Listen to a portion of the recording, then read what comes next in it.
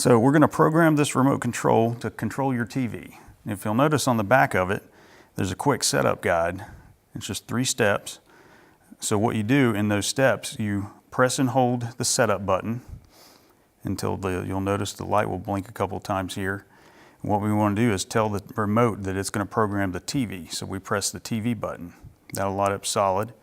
Now at that point, then you aim it at the TV and press OK, and that will start the remote programming, sending codes to the TV. As soon as the TV turns off, you want to hit OK again, and then at that point, your remote should be programmed. So we'll step through this again.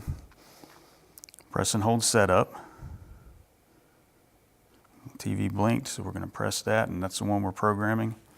Aim it at the TV and press OK. It turned off, so we're going to turn it back on. Press the TV and then press power, and that verifies that your TV's working.